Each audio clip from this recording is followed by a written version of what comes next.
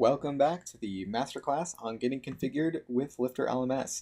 In this video, we're going to go through the general settings and the course and membership settings in the Lifter LMS settings. So to get started, we're going to want to head to the admin sidebar here and head straight to the Lifter settings.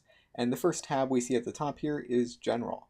So in this tab, we can see things like our activity this week, which gives us a brief overview on some reporting stats. We can see more detail here in the reporting, but we'll go into that more in a future video.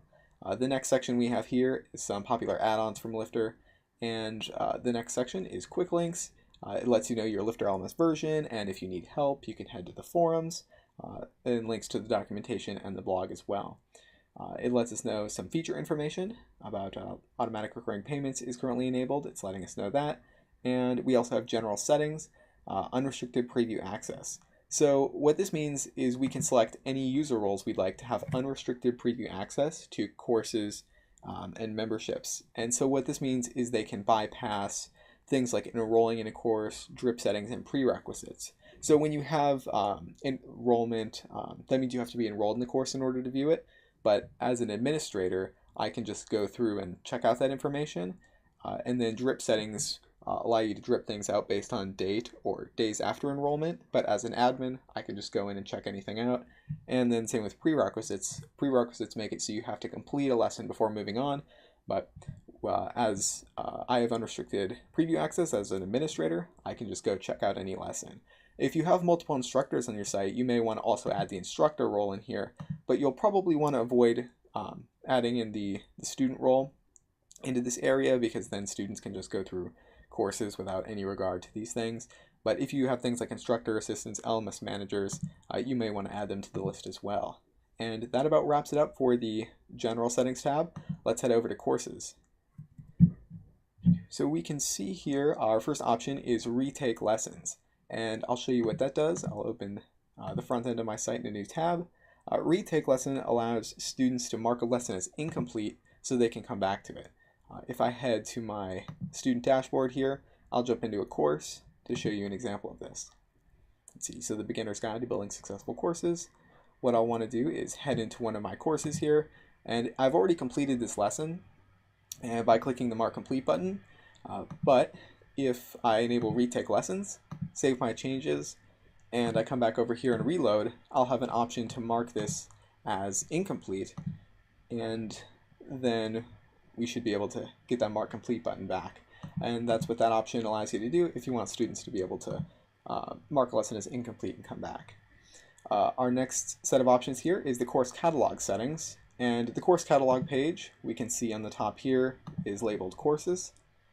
And if I head over here, we see all the courses that are on my site. And we can select which page we want to be the course catalog. For the sake of the tutorial, I'll leave it here, but in case you ever want to change that, you can come into the course settings to do that. And we can also designate courses per page. Currently it's set to 20, but if I were to change that number to 5, save changes, and head over to the course catalog and reload, we should now see only 5 courses per page. And then we'll have multiple pages, each with 5 courses on it. So our next setting here is the catalog sorting, and that is how the courses are sorted. Let's first change this number back to 20. We have a couple options: low to high, A to Z, Z to A, and most recently added to the site there. So if I change this from low to high to A to Z and save my changes, and I head back to my course catalog here, I'll want to reload the page now that I have saved my changes, and now I can see these are in alphabetical order, and I can also change that right there. But yeah, that's about it for the course settings. Let's jump into the memberships. So you can see the membership settings down here are very similar to the course settings, but rather than the course catalog, we're dealing with the membership catalog. This site, we can see, has 3 memberships on it, and if I head back here, we have the same option to choose which page is our course catalog, or membership catalog rather, and how many memberships per page we have, just like with the courses, and the sorting of those memberships. And then this setting is different though. We can restrict the website by membership level. So we can select which membership we want to restrict our entire website to. I definitely recommend not using this feature unless you are really trying to lock down your site so nobody can see anything on your site unless they're enrolled in a membership.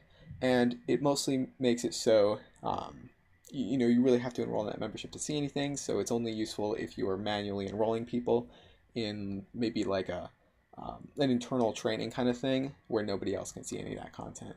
So we definitely recommend not using this setting unless you're in a very specific situation. And if you ever run into any issues with your site being locked down in weird ways, it's a good place to head to the membership settings just to double check that you don't have this set to a specific membership.